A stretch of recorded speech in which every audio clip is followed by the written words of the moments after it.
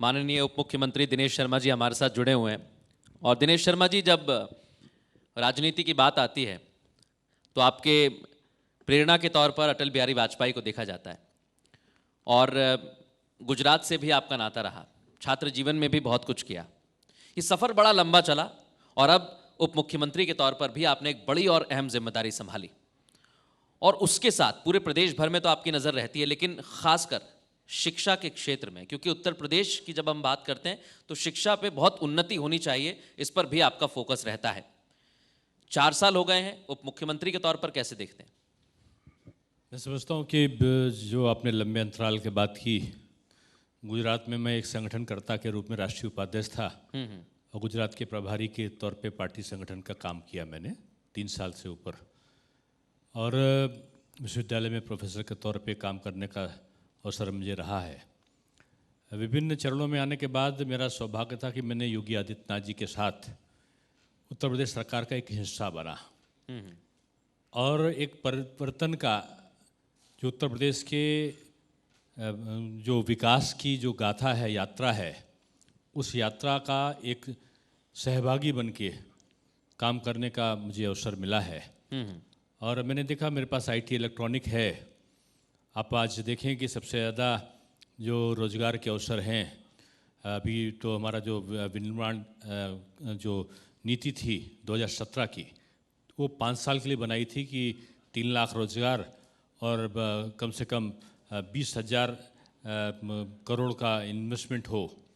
तो उससे ऊपर का इन्वेस्टमेंट 5 साल के बजाय 3 साल में ही हो गया और 3 लाख के आसपास नौकरियों का सृजन हुआ IT इलेक्ट्रॉनिक्स में। अब हमने दूसरी नीति बनाई है 2020 की IT इलेक्ट्रॉनिक्स में, और उसमें हमने 40,000 करोड़ का इन्वेस्टमेंट का लक्ष्य रखा है और 4 लाख नौकरियां उससे सृजित हों, इसका लक्ष्य रखा है। आज अब नोएडा जाए तो हब बन चुका है IT और इलेक्ट्रॉनिक्स का। हम लोग कई इंक्यूबेशन सेंटर्स खोल रहे हैं, IT पास का निर्माण कर रहे हैं। IT सिटी के रूप में लखनऊ में नादरगंज में हम लोग एक उसको डेवलप करने जा रहे हैं। अगर आप देखो तो आज चाइना तक से लोग उत्तर प्रदेश में रोजगार के अवसर भी सृजित करने वाले हैं और वहाँ से कंपनी को छोड़कर चाइना से, और उत्तर प्रदेश में भी बहुत बड़ी कंपनी आई। किसी ने 5,000 करोड़ का इन्वेस्टमेंट किया है तो किसी ने और कई हज़ार करोड़ का किया है।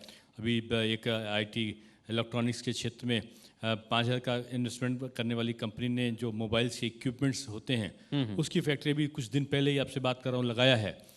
आज हम डाटा सेंटर बहुत बड़ा लगा चुके हैं, भारत का बहुत सबसे बड़ा डाटा सेंटर हम लगा चुके हैं।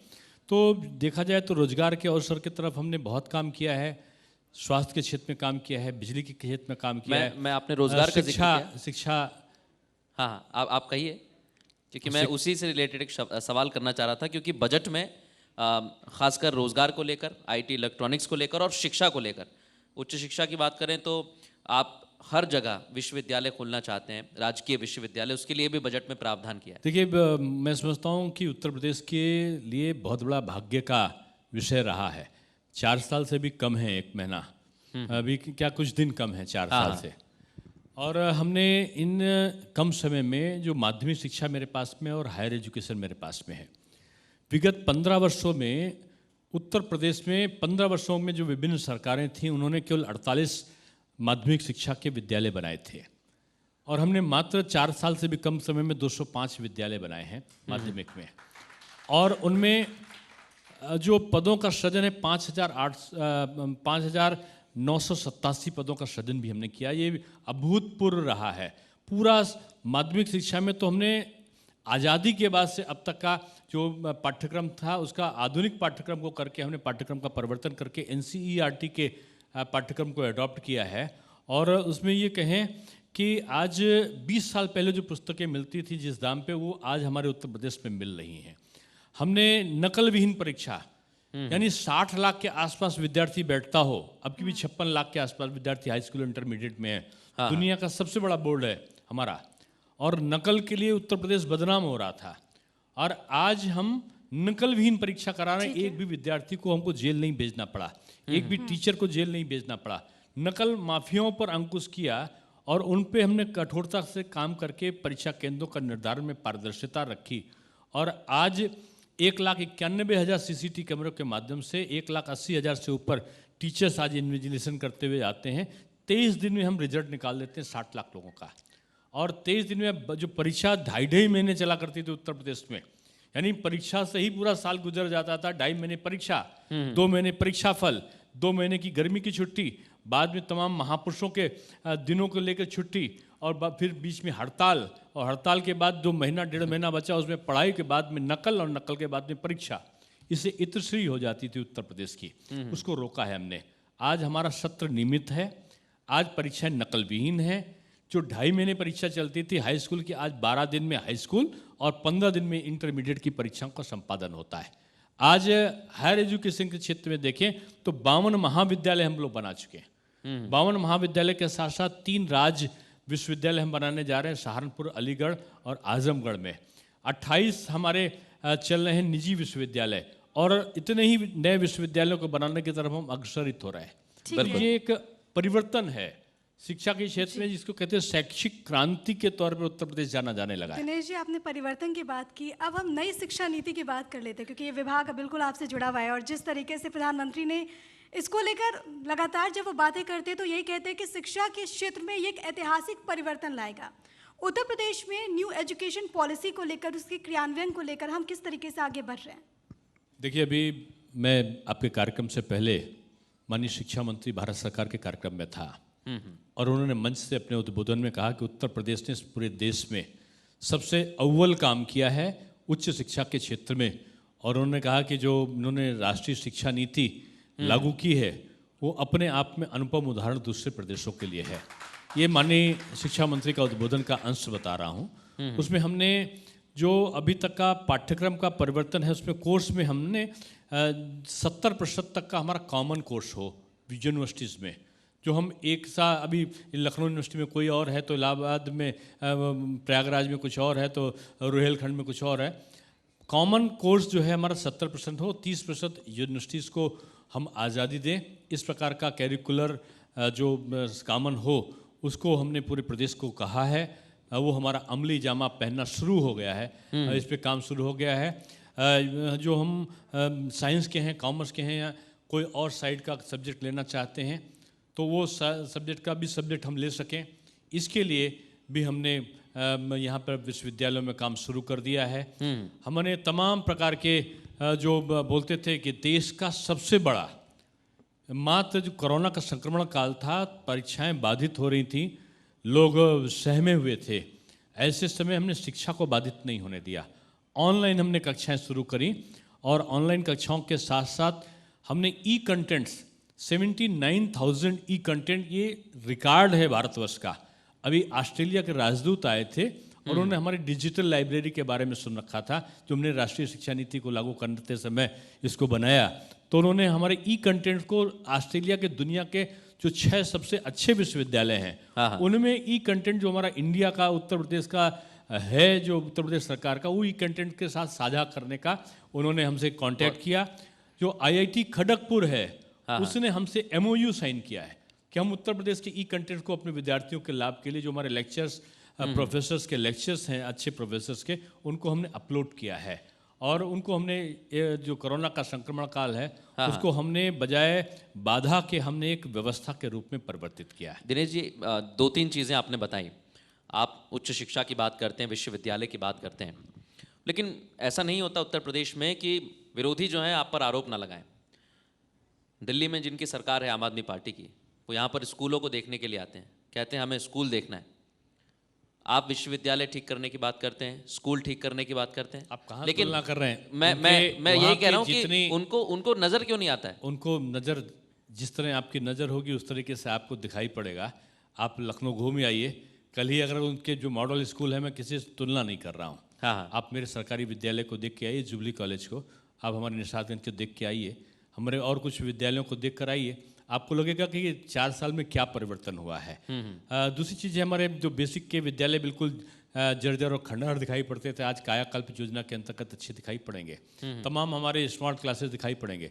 आप 4-5 विद्यालय ठीक करने वाले लोगों से हमारी तुलना कर रहे हैं।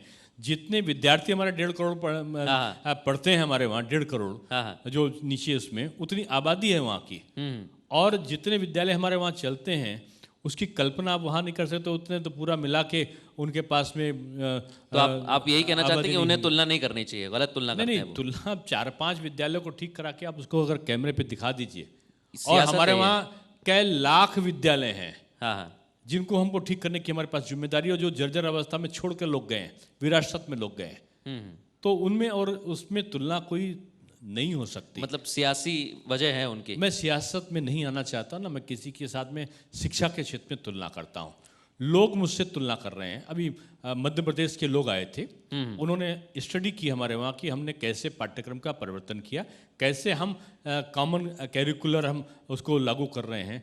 दूसरे प्रदेशों की कई टीमें हमारे वहाँ आके उत्तर प्रदेश का अध्ययन करके गई हैं कि हमने कैसे शिक्षा के इतने परिवर्तन कर लिए, कैसे हमने एनसीईआरटी के कोर्सों को लागू कर दिया, कैसे हम नकलविहीन परीक्षा को कर रहे हैं, कैसे हमने तमाम प्रकार के जो डिजिटल लाइब्रेरी से लेके तमाम प्रकार के इंफ्रास्ट्रक्चर को ठीक कर लिया। कितने विद्यालयों को हमने 205 विद्यालय कैसे बना लिए, उसमें 167 विद्यालयों को model school, Deendayal Upadhyay model school बना लिया। सारे विश्वविद्यालयों में हमने दीनदयाल उपाध्याय शोध पीठ का निर्माण कर दिया। कहीं हमने अटल बिहारी वाजपेयी रोजगार सृजन पीठ का निर्माण कर दिया। कहीं रज्जू भैया जी के नाम पर हमने जो नैनो एनर्जी का इंस्टीट्यूट को इस्टेब्लिश कर दिया। कहीं हमने जैनिज्म को, हिंदुज़्म को, बौद्धिज्म के एक स्टडी सेंटर को, नेपाल की संस्कृत के स्टडी सेंटर को सिद्धार्थनगर में हमने लागू कर दिया। लोग आज आश्चर्य करते हैं कि 4 वर्ष में आपने इतनी चीज़ों को इतने विश्वविद्यालयों में कैसे लागू कर दिया। इसका अध्ययन करने के लिए दूसरे प्रदेश के लोग उत्तर प्रदेश आ रहे हैं, और लोग एक स्कूल की तुलना हमारे यहाँ के इतने स्कूलों से अगर करेंगे तो मैं उसका जवाब कैसे दे सकूंगा? मैं जवाब नहीं दूंगा।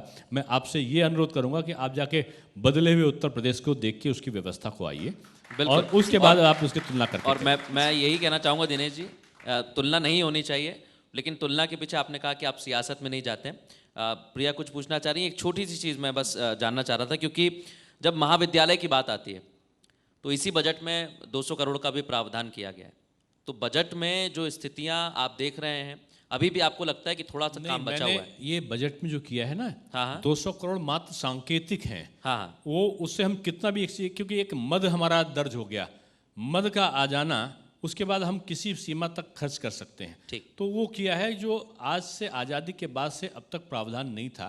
जो हमारे 50-50 साल 100-100 साल पुराने स्कूल हैं, विद्यालय हैं जो हमारे, उन विद्यालयों की जर्जर अवस्था में हम 1 रुपये नहीं दे सकते थे, क्योंकि ऐसा प्रावधान नहीं था। पहली बार मैं योगी जी को बधाई दूंगा कि उन्होंने इसका प्रावधान हमारे कहने से, मैंने प्रस्ताव दिया, उसको स्वीकार करके उन्होंने बजट में प्रावधान पारित किया है। पहली बार हम संस्कृत विद्यालयों के सारे विद्यालयों का जीर्णोद्धार करने जा रहे हैं। पहली बार हम संस्कृत विद्यालय में कई जगह पर महिला छात्रावास भी खोलेंगे, और महिला छात्रावास के साथ साथ वहाँ पर आश्रम पद्धति के आधार पर संस्कृत विद्यालयों को चलाएंगे, जिसमें बालिकाओं को मुफ्त भोजन की भी व्यवस्था होगी, शिक्षा की भी व्यवस्था होगी। ये एक बदला हुआ आचरण आपको दिखाई पड़ेगा। एक बार फिर से मैं शिक्षा पे जाना चाहूँगी। जिस तरीके से आप जिक्र करते, परीक्षा का जिक्र कर रहे थे, और इस वक्त क्योंकि कोरोना की चुनौती भी है, और जिस तरीके से दूसरी लहर हमने देखी कई सारे प्रदेशों में, हालांकि उत्तर प्रदेश में कई सारे कदम उठाए गए इसके लिए, लेकिन अब क्योंकि यूपी बोर्ड की परीक्षा होने वाली है, क्या तैयारी है इसको लेकर? देखिए, मैंने यूपी बोर्ड का उत्तर प्रदेश ऐसा बना कि जब इसका सत्र नियमित नहीं होता था, और अगस्त तक, जुलाई अगस्त तक का रिजल्ट आते थे, उसके बाद अक्टूबर तक का एडमिशन चलते थे, सारी प्रक्रिया होती थी। उसको समाप्त करके मैंने पहले कर दिया। अब जुलाई से पहले ही हम 1 अप्रैल से हमने सत्र को प्रारंभ कर दिया, नया सत्र को। हाँ। और उसके साथ साथ जुलाई में ही हम 10 महीना पहले परीक्षा के, जुलाई में या जून में ही हम घोषित कर देते हैं कि किस महीने में क्या पढ़ाई होगी, किस महीने में हमारी परीक्षा शुरू होगी, कौन सी परीक्षा किस दिन होगी, और परीक्षा कितने दिन में समाप्त होगी। ये हम 10 महीना पहले ही घोषित कर देते हैं, और हमने घोषित कर दिया। अब नियमित समय से 24 अप्रैल से हमारी परीक्षा प्रारंभ होगी, और हम 12 दिन में हाई स्कूल की और 15 दिन में इंटरमीडिएट की परीक्षा को समाप्त करके, और हम मई में रिजल्ट भी निकाल देंगे। ठीक। मैं अब परिषद पे आ रहा हूँ, क्योंकि विधान परिषद में अभी आप थे, और वहाँ पर कानून पास हो गया है, उत्तर प्रदेश धर्म संपरिवर्तन प्रतिषेध विधेयक 2020-21, बोलचाल की भाषा में जिसे लफ्जियात विधेयक कहा जा रहा है। लेकिन इस कानून के पास होने के बाद एक आरोप लग रहा है कि एक धर्म विशेष का है। दिनेश शर्मा जी क्या कहेंगे? हाँ, मैं कहूँगा इसकी जानकारी के अभाव में लोग इस प्रकार का अनर्गल प्रलाप करते हैं, और जिनको जानकारी है वो उसकी प्रशंसा करते हैं। इस विधेयक में कहीं भी ऐसा किसी धर्म विशेष के प्रति कार्रवाई का नहीं हुआ।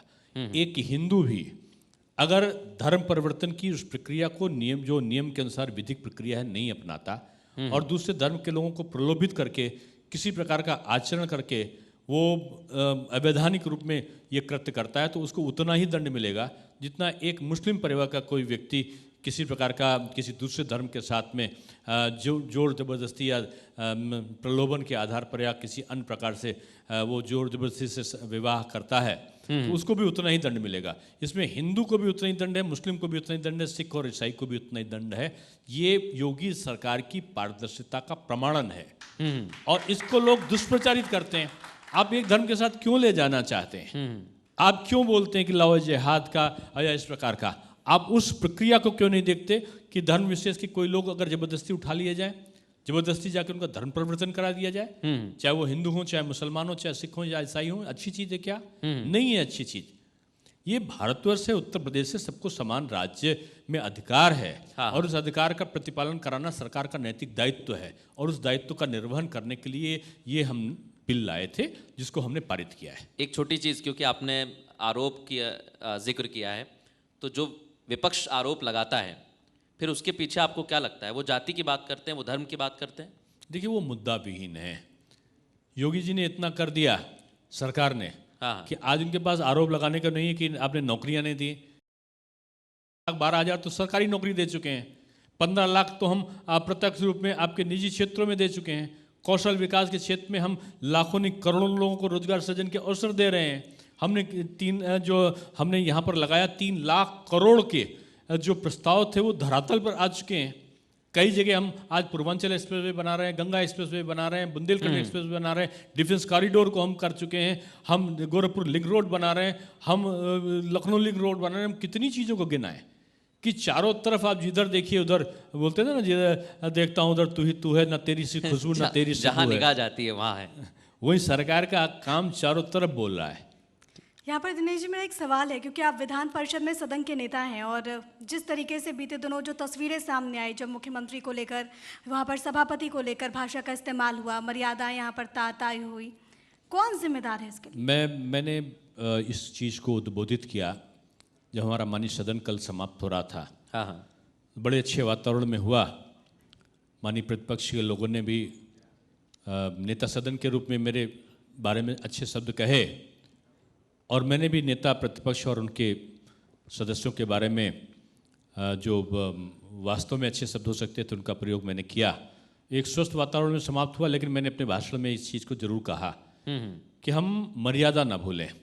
पीठ की अपनी मर्यादा होती है, पद की अपनी गरिमा होती है और पद व्यक्ति विशेष धारित करता है, लेकिन व्यक्ति विशेष को लेकर आप कोई अपशब्दों का प्रयोग करते हैं और अमर्यादित या असंसदीय भाषा का इस्तेमाल करते हैं तो लोकतंत्र के लिए सबसे काला दिन वही होता है। बिल्कुल। और इस चीज़ को महसूस किया होगा और मुझको लगता है मैंने यही निवेदन किया है कि विपक्ष अपनी बात को जितना बाधा पैदा करके वो विधानसभा नहीं चलने देंगे, विधान परिषद नहीं चलने देंगे, तो वो जो अपनी बात को उठा सकता था और कटघरे में सरकार को खड़ा कर सकता था वो नहीं कर पाता। और जनता के प्रति जो जवाबदेही है उस जवाबदेही का वो कर्तव्य विमूढ़ सा हो जाता है, कर्तव्य का निर्वहन करने में असमर्थ रहता है। बिल्कुल। इसलिए उनको भाग लेना चाहिए, भागना नहीं चाहिए। लेकिन मुझको लगता है कि विपक्ष इसलिए भागा कि वो कटघरे में डालने के कोई अवसर उनके पास नहीं थे, उनके पास कोई ऐसे शब्द या ऐसे मुद्दे नहीं थे जिसको उठा के वो सरकार को घेर सकें।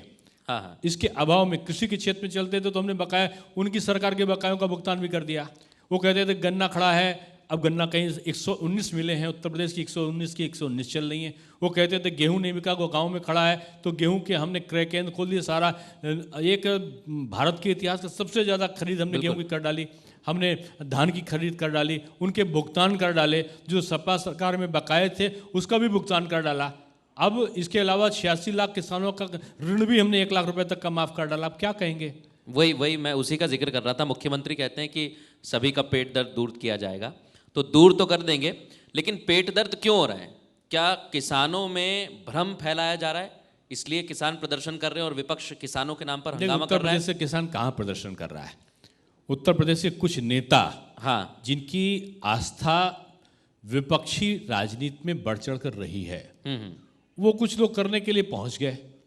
उत्तर प्रदेश से किसान ने भारतीय जनता पार्टी और मोदी जी को पसंद किया है और जो दुगनी आय करने का जो लक्ष्य रहा है मोदी जी का, उसको योगी जी ने बखूबी उत्तर प्रदेश में अमली जामा पहनाया है। आज सिंचाई के साधन हैं, आज गाँव में 18 से 20-22 घंटे तक बिजली आ रही है, शहरों में 24 घंटे बिजली आ रही है। आज घर घर शौचालयों का निर्माण हो गया, गैस के कनेक्शन घर घर हो गए। आज वहाँ पर देखो तो टॉयलेट्स, हर शौचालय हर घर में आपको दिखाई पड़ेगा। प्रधानमंत्री आवास आज हर गांव में बढ़ते हुए दिखाई पड़ेंगे। आज किसी चीज़ का, आज खाद के लिए, यूरिया के लिए आज लाठीचार्ज नहीं हो रहा है। हाँ। आज उनको आसानी से उपलब्ध हो रही है, आसानी से मुफ्त में आज सिंचाई का पानी उनको उपलब्ध हो रहा है। एक छोटी बात दिनेश जी मैं कहना चाहूँगा, क्योंकि आपने कहा कि उत्तर प्रदेश का किसान नहीं है, लेकिन विपक्ष के जो नेता हैं वो आजकल किसानों के साथ महापंचायत कर रहे हैं। ये उनका कहना है, किसानों के बीच में जाकर महापंचायत कर रहे हैं। तो ये किसान आपको हैं नहीं या पता, कार्यकर्ता हैं? वो अपना कार्यकर्ताओं को लेकर जाते हैं। वो जीन्स और टाई पहने हुए कार्यकर्ता जब धोती पहनते हैं तो उनकी धोती कई कई जगह उलझ जाती है और आपको दिखाई पड़ेगा वो देहाती बनने के लिए जब हुक्का पीने के लिए बैठते हैं तो उनको खांसी आने लगती है। तो वो नकली, जिनको कहना चाहिए नकली, एक आडंबर में जो कुछ नेता ऐसे हैं जो चुनाव आने वाला होता है, जैसे आंधी आते हुए कभी आपने देखा होगा, पानी बरसने वाला होता तो पक्षी मंडराने लगते हैं, एक तरफ भागते हैं सर। ये चुनाव आने लगता है तो कुछ ट्विटर किंग जो हैं, ट्वीट करने वाले और एसी कमरों में बैठकर राजनीति करने वाले कुछ नेता अपनी राजनीतिक पर्यटन यात्रा पर निकल जाते हैं। तरह तरह के सुगुफे करते हैं, कहीं गरीब के साथ फोटो खिंचाते हैं, कहीं कभी मंदिर में नहीं गए तो बाएं हाथ से घंटा घुमा घुमा कर पैर छू छू कर भगवान के आशीर्वाद लिया दिखाई पड़ते हैं। तो कहीं आपको किसी और जगह पर वो कुछ नाव की यात्रा करते दिखाई पड़ते हैं, कहीं पानी में डुबकी लगाते हुए दिखते हैं जो कभी भी नहीं नहाए होंगे गंगा में जाके, वो भी गंगा में जाके सारी चीज़ों को साफ करते दिखाई पड़ते हैं। तो ये एक जो दिखावा है उत्तर प्रदेश की जनता समझती, इसलिए 300-325 के आसपास विधानसभा में हमको सीटें दी, लोकसभा में हमको जिताया। अभी एक महीना पहले जो चुनाव हुआ, उपचुनाव हुआ, 7 में से 6 विधानसभा की सीट हमको जिताई।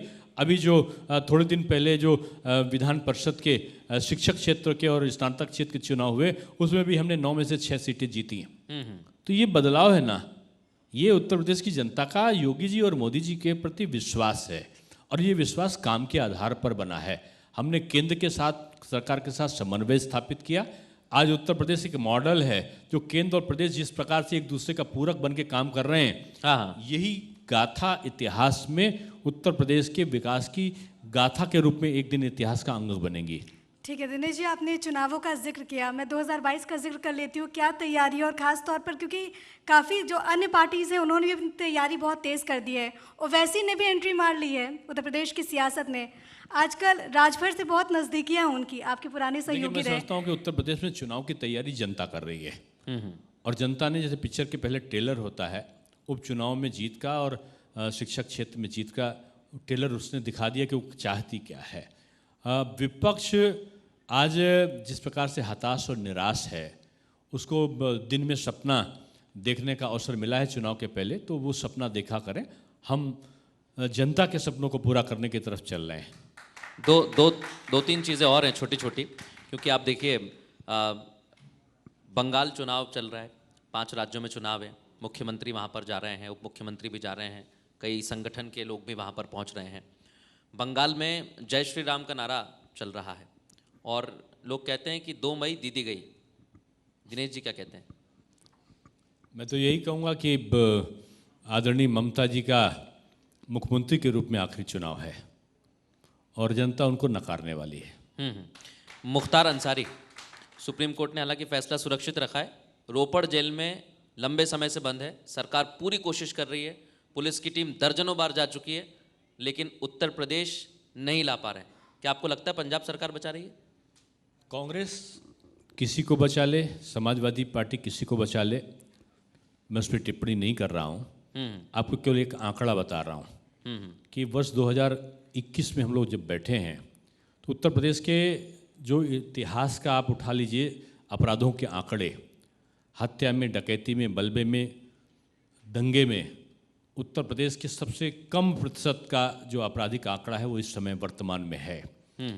25 नामजद कुख्यात माफिया थे जो उत्तर प्रदेश के, जिनसे सरकारें कांपा करती थीं, जो विभिन्न सरकारों में प्रदेश के मंत्रियों से ज़्यादा प्रभावी थे। किसी को भी उठवा ले जाना, किसी को सड़क पे खड़े करके। आज मैं प्रयागराज से आ रहा था तो वहाँ लोग बताने लगे वो स्थान है जहाँ पर वहाँ के विधायक राजू पाल को फलाने ने भीड़ के बीच में खड़ा करके, लोग सड़कों पे छतों में खड़े थे, वहाँ के विधायक को खड़ा करके एक माफिया ने स्टेन गन से गोली मार के मार दिया था फलानी सरकार में। ये पूरे प्रदेश का राज्य था। वो 25 नामचीन माफिया अपराधियों में से 24 आज जेल में सड़कर रोटियां सेक रहे हैं। और एक को आपने बताया वो दूसरे जेल में है, उत्तर प्रदेश की जेल में नहीं है। हाँ हाँ, उनको गाड़ी पलटने का डर भी है, वो लिखते हैं ऐसा। नहीं, हम उत्तर प्रदेश से सरकार उत्तर प्रदेश सरकार किसी वो के लिखते हैं खिलाफ सर ऐसा। गैर वैधानिक काम नहीं करती। हाँ हाँ, इतना जरूर है कि अब पहले की तरीके से वो कोई अपराधी हमारे पुलिस वालों को खड़े करके थाने के अंदर गोली मार देगा और हमारा पुलिस वाला उसको फूल का गुलदस्ता लेके पहुंच जाएगा, ये नहीं करेगा। पुलिस को आत्मरक्षा का पूरा अधिकार है। पुलिस को विधिक कार्रवाई करने का, विधिक कार्रवाई कानून के दायरे में रहते हुए और जनता के प्रति जवाबदेही बनते हुए वो कानून व्यवस्था का राज कायम करे, इसके लिए उत्तर प्रदेश सरकार ने पुलिस को कहा है। बिल्कुल। और दिनेश जी, आपने 2022 में दावा किया है कि हम एक बार फिर सरकार बनाएंगे। बंगाल में भी आपने कहा है। जो तस्वीर हम उत्तर प्रदेश की देख रहे हैं, मुझे लगता है 4 साल में बहुत बदली है। देखिए, मैं बंगाल में भी भाजपा आएगी, आसाम में भी भाजपा आएगी, पुडुचेरी में भी भाजपा आएगी। भाजपा की सरकार बनेगी, ऐसा मैं 3 जगह के लिए कह रहा हूँ। ये और उत्तर प्रदेश में तो हम आएंगे, जनता के बल पर आएंगे। 350 और उसके प्रति हम लोग काम कर रहे हैं। दावा करते हैं। देखिए, जितना हम दावा करते हैं उससे ज़्यादा आ जाती है। इसलिए ऐसा ना कराइए कि किसी के पास कुछ ना बचे। नहीं, लेकिन मैं इतना कह सकता हूँ कि उत्तर प्रदेश में योगी आदित्यनाथ जी की सरकार ने बेहतर काम किए हैं और प्रत्येक क्षेत्र में काम किए हैं। इसके बेहतर रिजल्ट जनता देती आई है, इसलिए जनता की मंशा पर हमको कोई शक नहीं है। बिल्कुल दिनेश जी, जनता की मंशा पर आपको शक नहीं है। और आपने जैसा कहा कि आप जनता के जरिए चुनाव लड़ते हैं। चुनाव तो जनता लड़ने वाली है, जनता तैयारी कर रही है, आप भी तैयारी कर रहे हैं और हम भी तैयार हैं। कोई कमी रहेगी तो बताने के लिए आपको। और जो भी आपने काम किया है वो आप जनता तक ले जाएं। जो आपका दावा है वो हम भी देखेंगे और इसी तरीके से चर्चा करते रहेंगे, क्योंकि उत्तर प्रदेश का विकास यहीं से जाता है जहां पर हम बैठे हुए हैं। और आपने लंबा सफर तय किया है, आगे भी आप ऐसे ही चलते रहें। बहुत शुक्रिया हमसे बात करने के लिए। आभार आपका, जी न्यूज़ का आभार। बहुत बहुत धन्यवाद दिनेश शर्मा जी आपका।